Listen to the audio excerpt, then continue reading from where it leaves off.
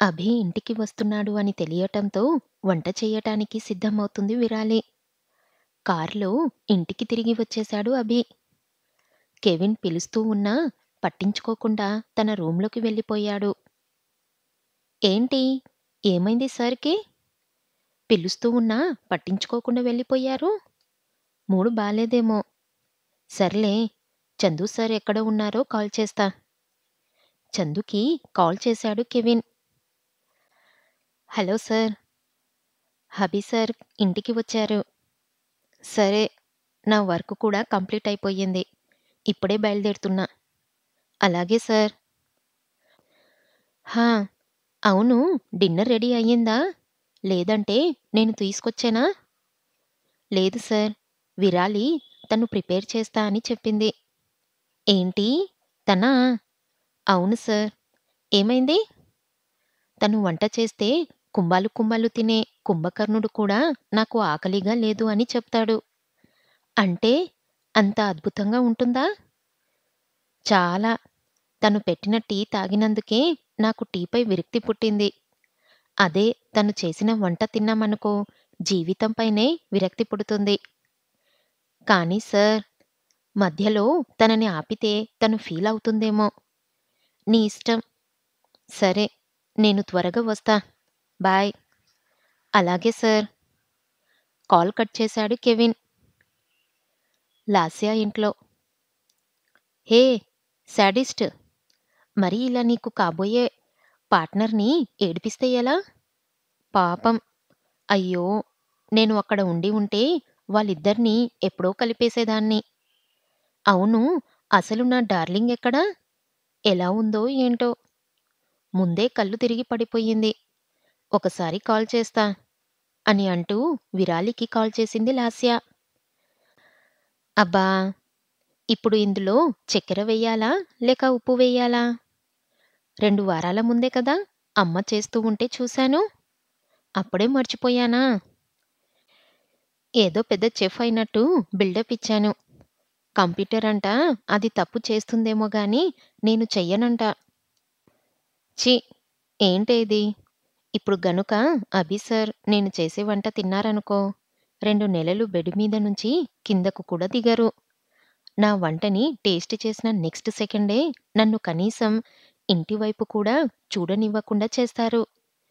అయ్యయ్యో! అని టెన్షన్ పడుతూ ఉంటుంది. కళ్ళు మూసుకొని దేవుడా! దేవుడా! వెంకటేశ నారాయణ! నువ్వే రక్షించాలి అని మనసులో దేవుడిని ప్రార్థిస్తుంది. అలా కళ్ళు మూసుకొని ఉండగా లాస్య నుంచి కాల్ వస్తుంది. ఆ సౌండ్‌కి కళ్ళు తెరుస్తుంది విరాలి. కళ్ళు చింతనిప్పులా ఎర్రగా ఉన్నాయి. కాల్ మోగుతూ ఉన్నా అదేం పట్టించుకోకుండా స్టవ్ ఆఫ్ చేసింది. ఇంతవరకు చేసిన వంటను సింక్‌లో పడేసి మళ్ళీ స్టార్ట్ చేసింది. లాస్య పదే పదే కాల్ చేస్తూ ఉన్నా కనీసం ఫోన్ వైపు కూడా చూడలేదు విరాలి. మొత్తం ప్రపంచాన్నే మర్చిపోయినట్లు ఏవీ పట్టించుకోకుండా వంటలో లీనమైపోయింది. ఎన్నిసార్లు కాల్ చేసినా విరాలి ఫోన్ ఎత్తలేదు.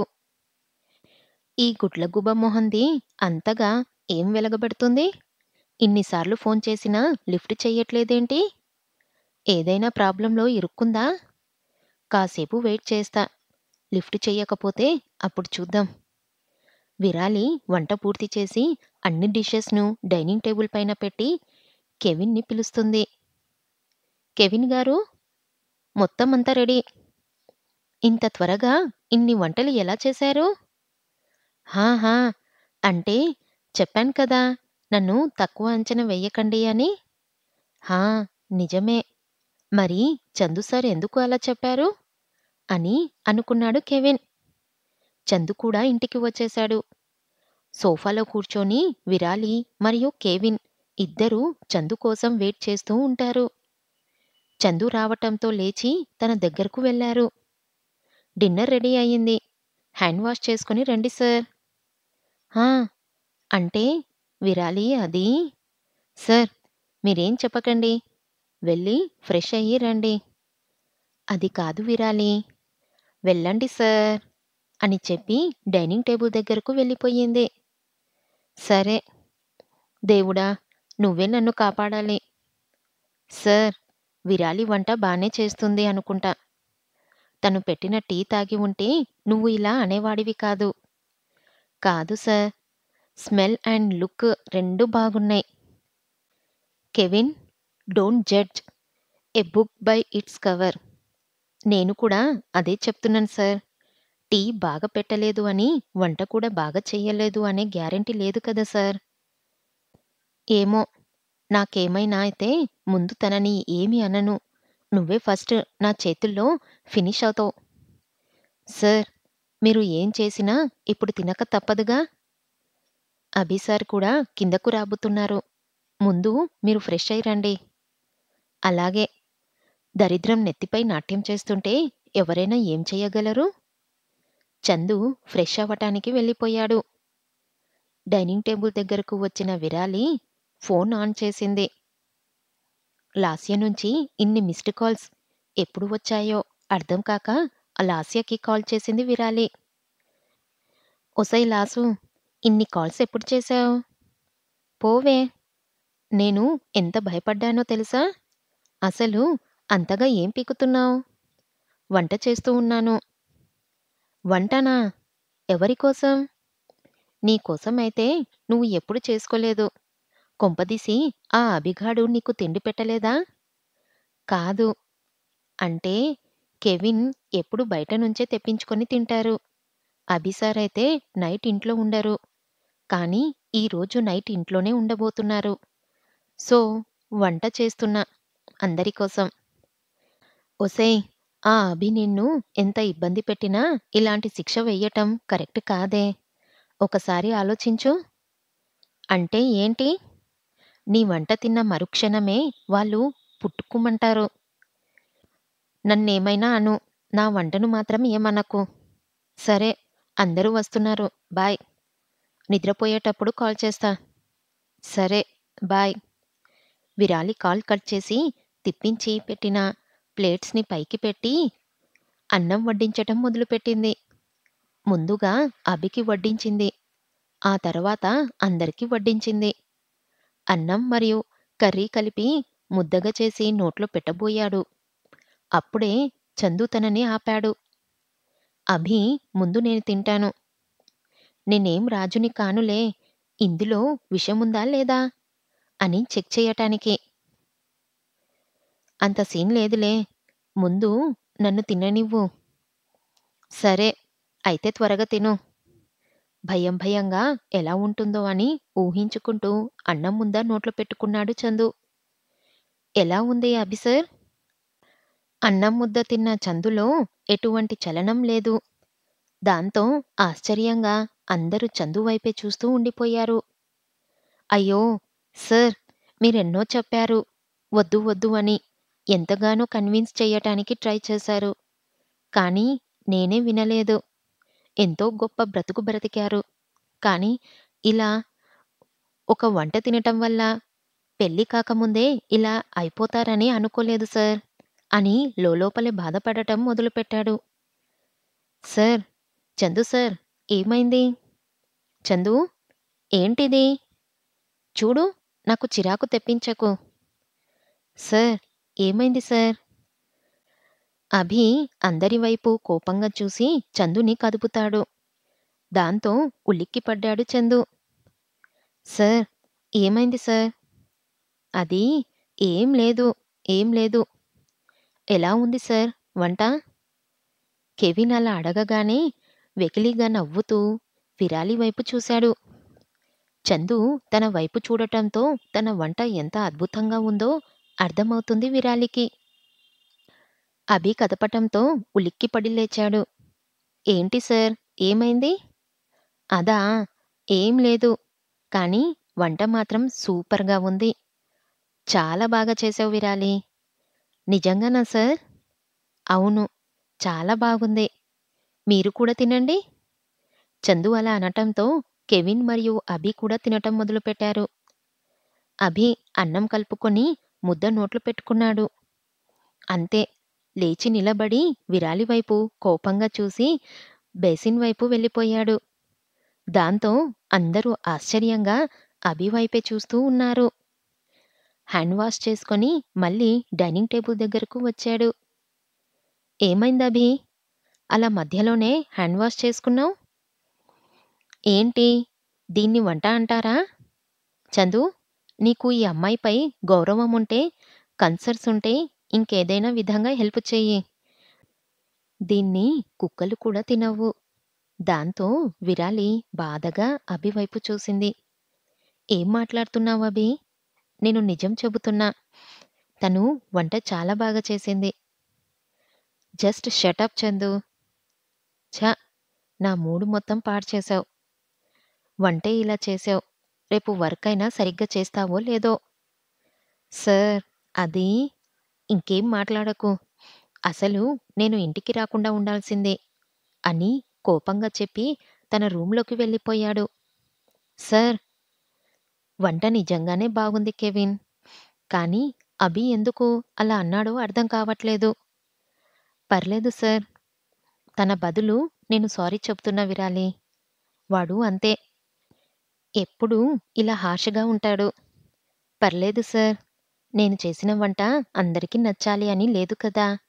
మీకైనా నచ్చింది చాలు. నువ్వు దీని గురించి ఎక్కువగా ఆలోచించకు విరాలి. హాయిగా రెస్ట్ తీసుకో. అలాగే సార్. విరాలి అక్కడ్నుంచి వెళ్ళిపోయింది.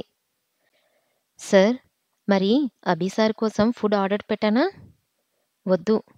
పాపం ఏం చెయ్యని విరాలిపై తన కోపాన్ని చూపించాడు. వాడింకా చిన్నపిల్లాడు కాదు గారాబం చెయ్యటానికి. కడుపు మండితే తెలుస్తుంది పక్కన వాళ్ళకి ఎలా ఉంటుందో. కానీ సార్, అభి సార్ ఎప్పుడు తినకుండా లేరు. పాపం ఆకలి వేస్తే? ఒక్క పూట తినకపోతే చావడులే. నువ్వు వెళ్ళు కెవిన్. ఓకే సార్ అని అభి రూమ్ వైపు చూస్తూ వెళ్ళిపోయాడు. కెవిన్ వెళ్ళిపోయిన వెంటనే హాల్లోకి వచ్చాడు చందు. పైన ఉన్న అమృత ఫోటో వైపు చూస్తూ, ఎందుకు ఈ విరాలిని చూస్తూ ఉంటే అమృతనే చూసినట్టు ఉంది. తను చేసిన వంట కూడా అమృత చేసే వంటలానే ఉంది. ఒక్క క్షణం అమృతనే వచ్చి వంట చేసిందా అని అనిపించింది. ఛ! నేనేంటి ఇలా ఆలోచిస్తున్నాను? అని తన పిచ్చి ఆలోచనలను పక్కన పెట్టి నిద్రపోవటానికి వెళ్ళిపోయాడు. విరాలి తన రూంలో వెళ్ళి లాక్ వేసుకుంది. ఛీ! ఎంత కష్టపడి చేశాను. చెమటోడ్చి చేసిన వంటని అలా హేళన చేసిపోయాడు సచ్చినోడు. నీకేం పోయే కాలంరా. హాయిగా వంట చేసి పెడితే ఇలానే ఉంటుంది.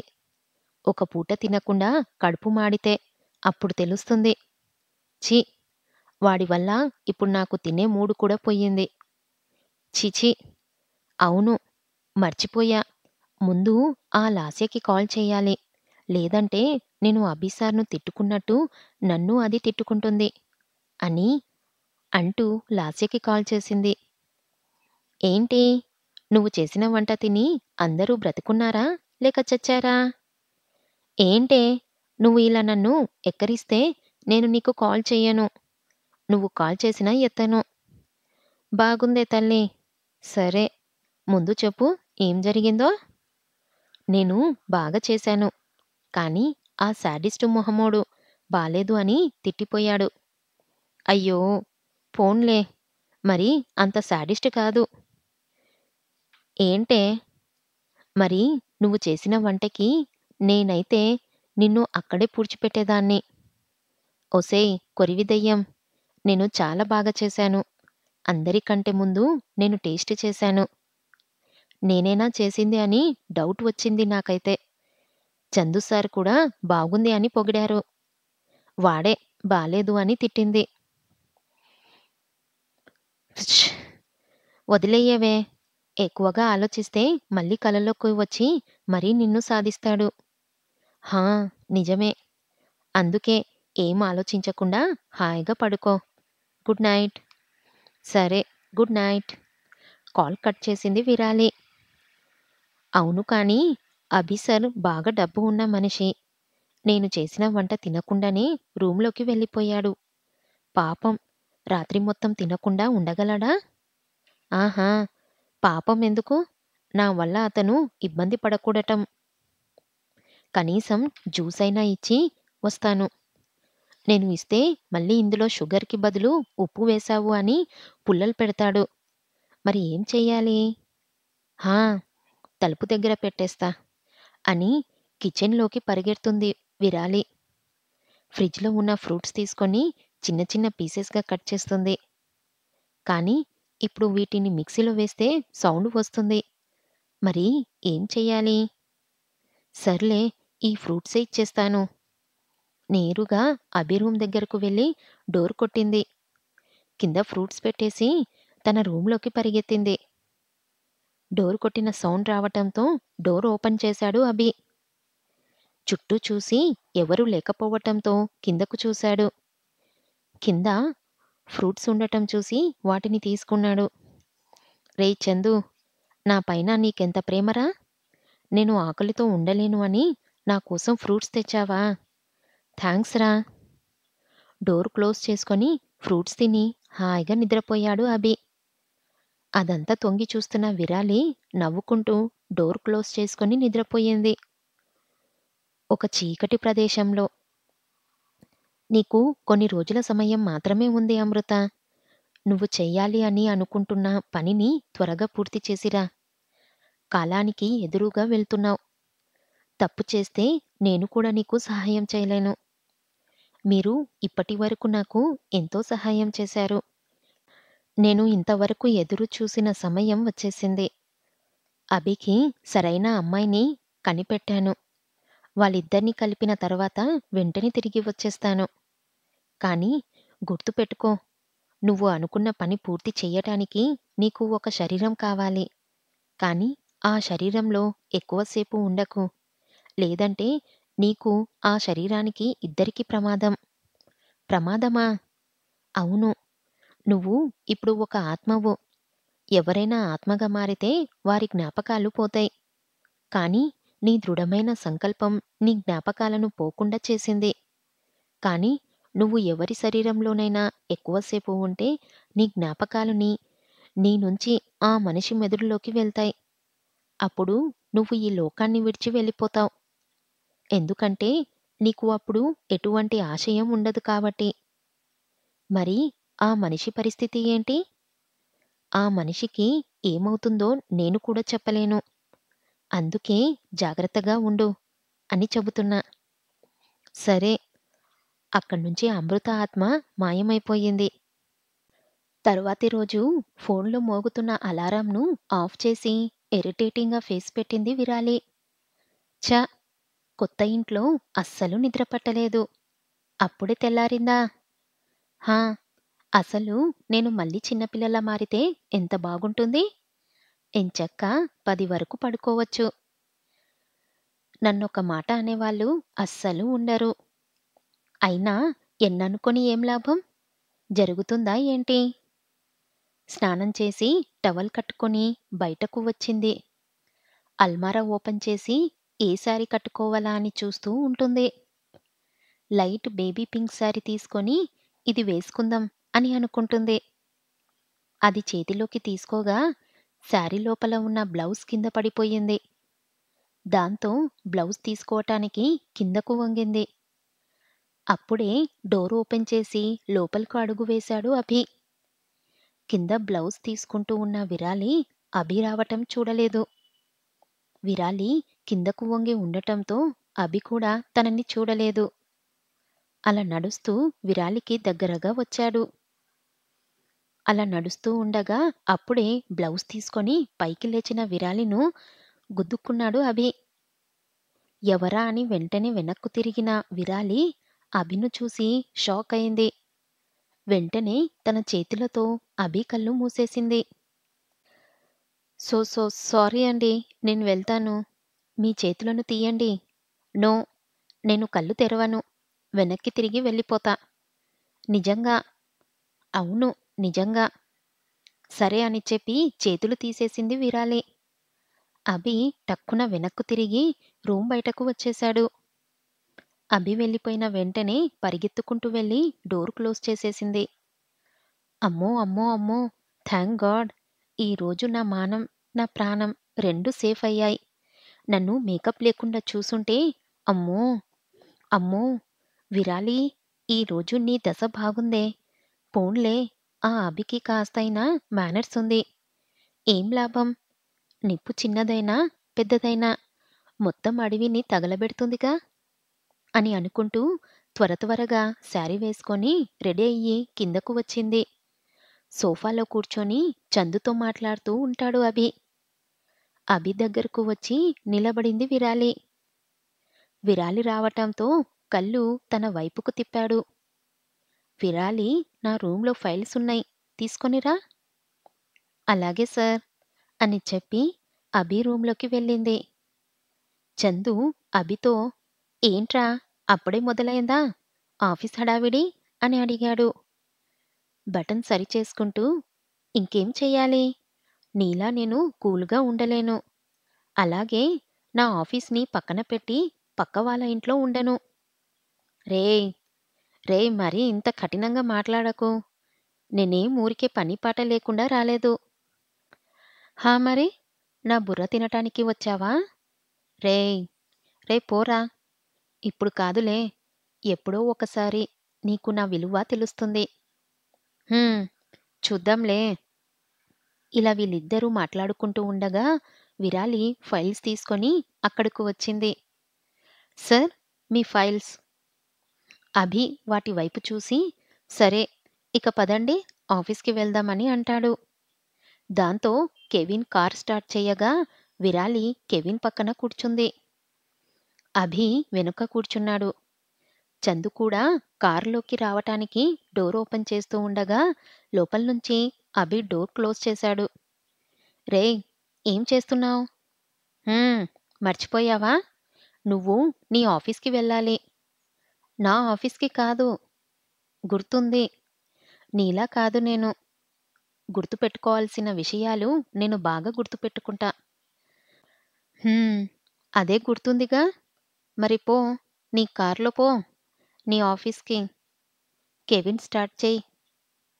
కెవిన్ చందు వైపు జాలిగా చూస్తూ కారు స్టార్ట్ చేశాడు. తనకి దూరంగా వెళ్ళిపోతున్న కారు వైపు చూస్తూ, షట్. హ్మ్, ఇంకేం చెయ్యాలి, మన కారులోనే వెళ్ళాలి అని అనుకుంటూ ఇంటి లోపలకు వెళ్ళి కారుకి తెచ్చుకొని కారులో ఆఫీస్కి బయలుదేరాడు చందు.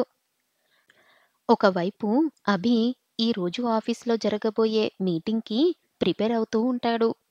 ఇంకోవైపు విరాలి అభి షెడ్యూల్ చూస్తూ ఉంటుంది. అలా చూస్తూ ఉండగా విరాలి వాళ్ళ అమ్మ కాల్ చేశారు. హలో అమ్మా, ఏంటి ఇప్పుడు కాల్ చేశావు? ఇంకెప్పుడు చెయ్యాలి? హా, చెప్పు. నిన్న చేరుకున్నావో లేదో కనీసం కాల్ చేసి చెప్పావా? ఏంటే ఇలా తయారయ్యావు నువ్వు? బాధ్యత లేకుండా పోయింది నీకు. ఇక్కడ ఈ ముసల్ది ఉంది, తినిందో లేదో అని తెలుసుకునే ఆలోచన కూడా లేదు. అసలు నాకు ఆలోచించే టైం ఇస్తే కదా ఆ అభి అని అనుకుంటూ, అమ్మా, నువ్వు నన్ను మళ్ళీ ప్రశాంతంగా తిట్టుకోవచ్చు. ఇప్పుడు మాత్రం నన్ను వదిలేయ్ ప్లీజ్, నేను బిజీగా ఉన్నాను. పోవే, ఎప్పుడో ఒకసారి నీకు నా విలువ అర్థమవుతుంది. అప్పుడు నా దగ్గరకు వచ్చి సారీ అమ్మా అని అన్నావనుకో, శాస్త్రి బామ్ని నీ కళ్ళల్లో కొడతా అని చెప్పి కాల్ కట్ చేశారు విరాలి వాళ్ళ అమ్మ. ఫోన్ హ్యాండ్ బ్యాగ్లో పెట్టుకుంటూ, అమ్మ ఎప్పుడూ ఇంతే, డ్రామా చేస్తూ ఉంటుంది. ఆ లాస్య ఏమో ఎప్పుడూ డ్రామా చూస్తూ ఉంటుంది. ఇద్దరికి ఇద్దరు బాగా సరిపోయారు. వామ్మో! అమ్మ గురించి మళ్ళీ ఆలోచించొచ్చు. ముందు ఈ స్కెడ్యూల్ చూడాలి. ఏదైనా మిస్టేక్ జరిగితే ఆ నెక్స్ట్ సెకండే నన్ను జాబ్ నుంచి తీసేస్తాడు. అభి గురించి గుర్తు రాగానే బాడీ మొత్తం చెమటలు పట్టడం మొదలైంది. ఛీ, నా బ్రతుకు.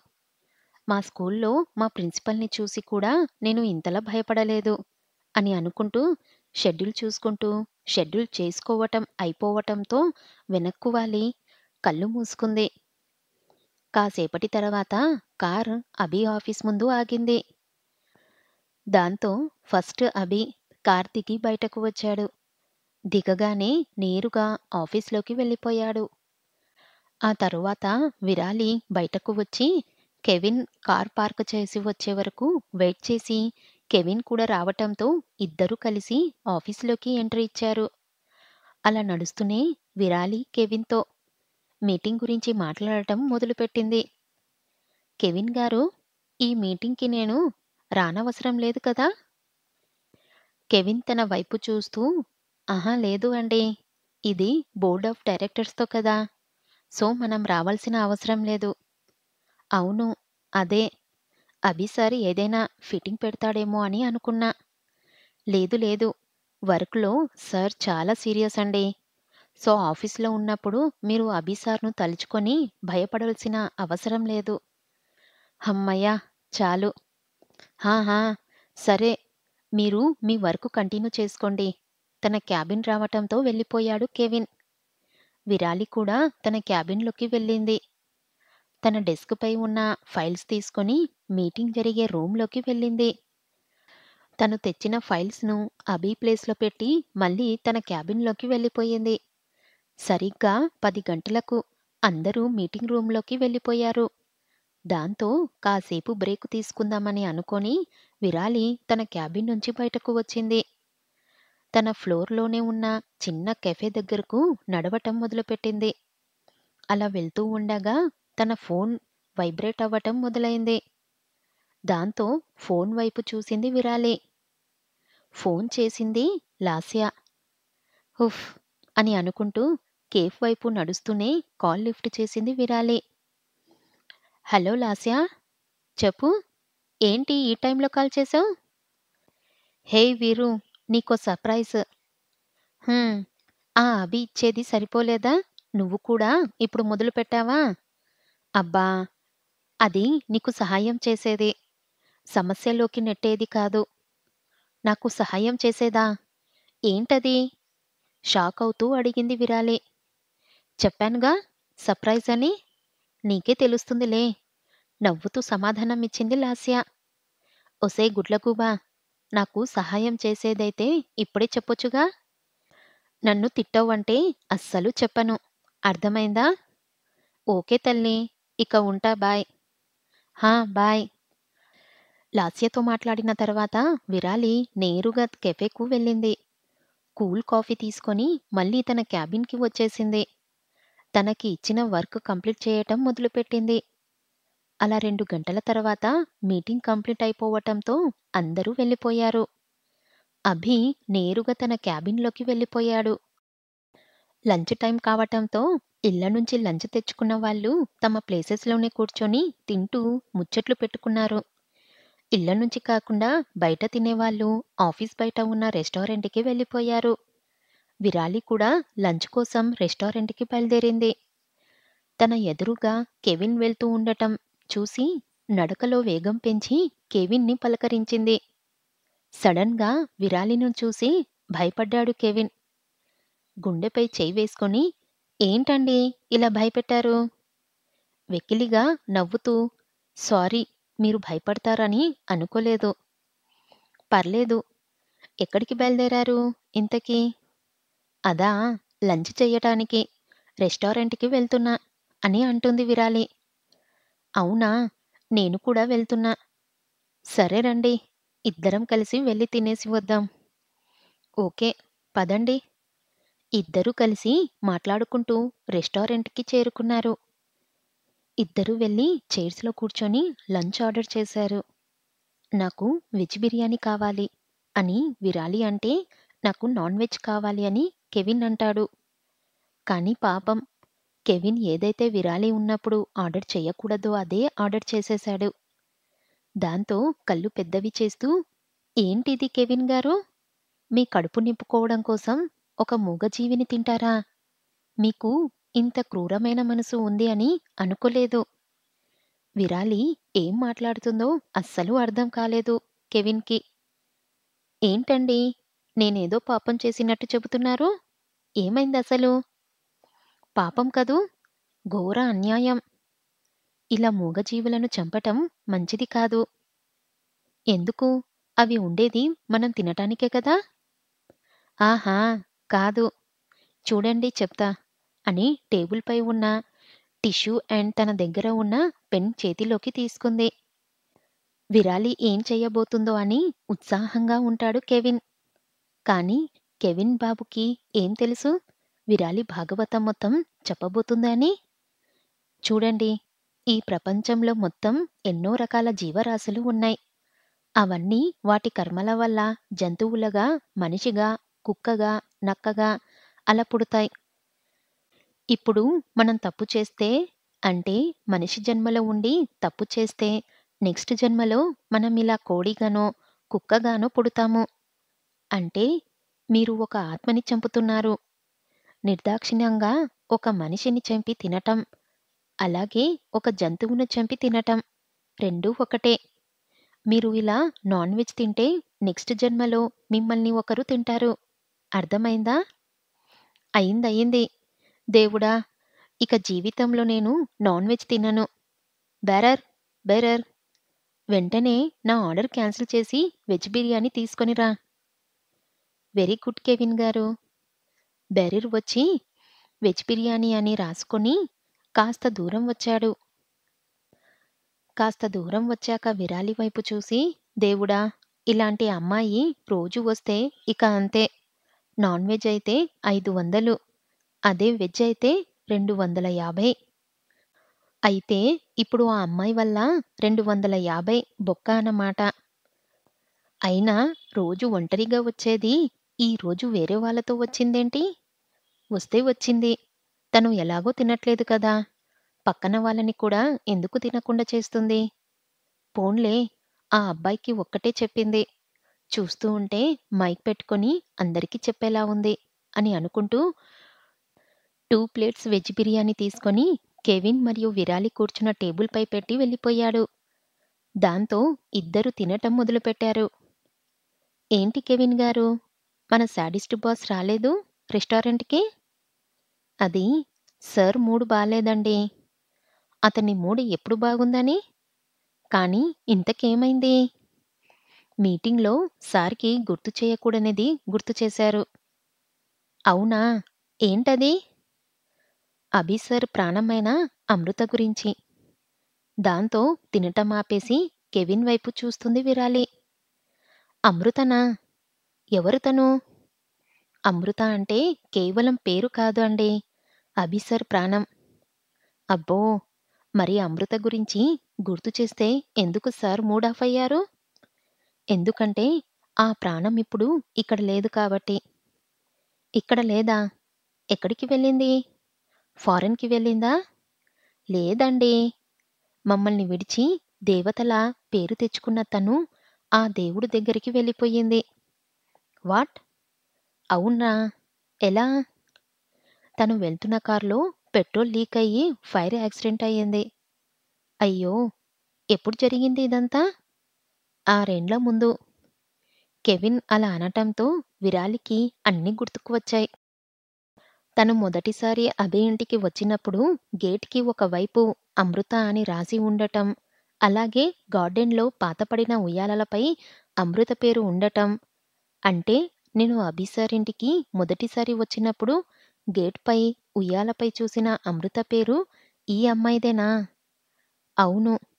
లివింగ్ రూమ్ పెద్ద ఫోటోలో ఉన్న అమ్మాయి అమృతనా? అవును. అయ్యో! సార్ చాలా బాధపడి ఉంటారు కదా! అవును. బాధపడ్డారు అని చెప్పటం కంటే నరకం అనుభవించారు అని చెప్పటం బెటర్ అని అంటూ అమృతతో గడిపిన తియ్యని క్షణాలను గుర్తు తెచ్చుకున్నాడు కెవిన్. కెవిన్ వైపు చూడలేక తల కిందకు వంచి సారీ చెప్పింది. Sorry sir. హ్యాపీగా ఉన్న మిమ్మల్ని బాధపెట్టాను. అయ్యో! అలా ఏం లేదండి. సో అందుకేనా అభి సార్ తినటానికి రాలేదు? అవును. సరే, లీవ్ ఇట్ అండి. తినండి. ఇప్పటికే చాలా టైమయింది. ఓకే. ఇద్దరూ అలా కాసేపు బాధలో మునిగినా మళ్ళీ మామూలుగా మారి లంచ్ చేసి, బిల్ కట్టేసి ఆఫీస్‌కి చేరుకున్నారు. కెవిన్ గారు, ఇప్పుడు ఇంటర్వ్యూ ఉంది కదా! మరి సార్ ఏమో మూడ్ ఆఫ్‌లో ఉన్నారు. ఇప్పుడేం చెయ్యాలి? పర్లేదు. He can. ఎంత బాధలో ఉన్నా పని తర్వాతే ఏదైనా. సో, ఈ పాటికి చాలా మందే వచ్చి ఉంటారు. ఇంకో గంట తర్వాత స్టార్ట్ చేద్దాం. ఓకే అండి. కానీ సార్ ఇంకా ఏం తినలేదు కదా! సార్‌కి ఇవన్నీ అలవాటే. మీరు పట్టించుకోకండి. Okay sir. హా! ఒక ఫైలుంది. దాన్ని మీకు చూపించాలి. ఒకసారి నా క్యాబిన్‌కి వస్తారా? హా! పదండి. ఇద్దరూ కలిసి విరాలి క్యాబిన్‌కి వెళ్లారు. విరాలి తను చూపించాలి అని అనుకున్న ఫైల్ తీసి కెవిన్‌కి ఇస్తుంది. కెవిన్ దాన్ని తీసుకొని చూస్తూ ఉంటాడు. పేపర్స్ అన్నీ చూసిన తర్వాత ఫైల్ క్లోజ్ చేసి విరాలి వైపు చూశాడు. ఎలా ఉంది అండి? అని అంటూ ఉండగా విరాలికి కాల్ వచ్చింది. దాంతో కాల్ బ్లూటూత్‌కి కనెక్ట్ చేసి కాల్ లిఫ్ట్ చేస్తుంది. హలో లాస్య, ఏంటి? సర్ప్రైజ్ అన్నాను కదా! అబ్బా! నేను నీతో మళ్ళీ మాట్లాడుతా. ఓకేనా? అది విన్న కెవిన్, పర్లేదండి, మాట్లాడండి. ఎందుకో మీ ఫ్రెండ్ కాల్ చేసింది. ఇప్పుడు మాట్లాడకపోతే అప్సెట్ అవుతుంది. కెవిన్ అలా చెప్పటంతో ఓకే అని చెప్పి, సరే లాస్య, ఏంటో చెప్పు అని చెప్పి టేబుల్‌పై ఉన్న వాటర్ తీసుకొని తాగుతూ ఉంటుంది. ఇప్పుడు నేను ఎక్కడ ఉన్నానో తెలుసా? లాస్య అలా అడగటంతో వాటర్ తాగటం ఆపి, నాకు ఎలా తెలుస్తుంది? అని అంటూ మళ్ళీ వాటర్ తాగటం మొదలుపెట్టింది. మీ ఆఫీస్ పార్కింగ్ ప్లేస్‌లో. లాస్య అలా చెప్పగానే షాక్‌కి నోట్లో ఉన్న నీళ్లు ఉమ్మేసింది. దాంతో కెవిన్ షర్ట్ మొత్తం తడిచిపోయింది. వెంటనే లేచి పార్కింగ్ ప్లేస్‌కి పరిగెత్తుకుంటూ వెళ్ళిపోయింది. వావ్! హేయ్! అని అంటూ ఆశ్చర్యంగా విరాలి వెళ్ళిన వైపు చూస్తూ ప్యాంట్ పాకెట్‌లో ఉన్న నాప్కిన్ తీసుకొని మొహం తుడుచుకుంటాడు. నాకు ఇప్పుడు అర్థమయ్యింది. విరాలి కాల్‌లో మాట్లాడేటప్పుడు తన పక్కన అస్సలు ఉండకూడదు.